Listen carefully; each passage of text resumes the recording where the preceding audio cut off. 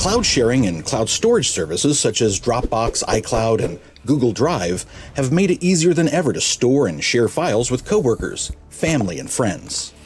You have the flexibility to access those files and information anywhere. However, if you're not careful, those files could end up in the wrong hands. We've all seen headlines where celebrities' private photos ended up being exposed through social media. And in some cases, those same celebrities even became victims of ransomware, where they were asked to pay large sums of money or else their private photos would be leaked to the public. So, why does this happen? Was it a breach on behalf of the cloud service? Was it user error or the lack of a strong password? Or was it something else? Sometimes we aren't careful when we share data. Perhaps we get lazy, maybe we're in a hurry, or maybe we simply don't know how to protect our data in the cloud. No matter what the reason, it's important to know that cloud services are very secure as long as they are configured properly. By default, online storage services such as Dropbox, iCloud, and Google Drive set permissions when you upload a file that only you have access to that file.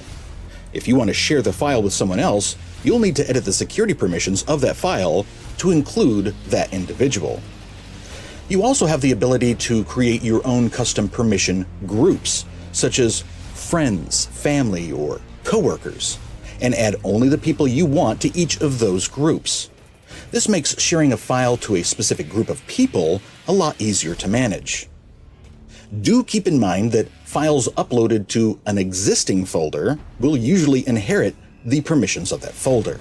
So if you have documents that need to stay private, don't upload them into a folder with permissions set to public. Most data breaches with cloud services aren't due to a lack of security on behalf of the cloud service. Rather, hackers oftentimes use username and password combinations they've acquired from another source to log into and exploit someone's private data in the cloud. That's why it's important to always use a strong and unique password for each service you use.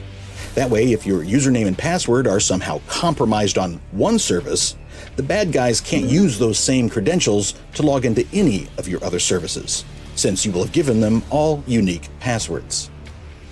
And don't forget that most social media websites that you visit can benefit from what you've learned here today. Did you know that you can create groups such as friends, family, or coworkers on social media websites and set permissions for those groups just like you can for a cloud sharing service? This makes it easy to post a photo or information, but only have it visible to the specific people you want to share it with. The best way to protect your data in the cloud, be it on a social media website or cloud storage and sharing service, is to understand the basics of file security permissions and set them according to how you want your information shared. Security is non-negotiable, and security awareness isn't limited to the workplace. Be sure to talk to your friends and family about the inherent security risks associated with their actions at work, at home, and at school, whether they're online or not.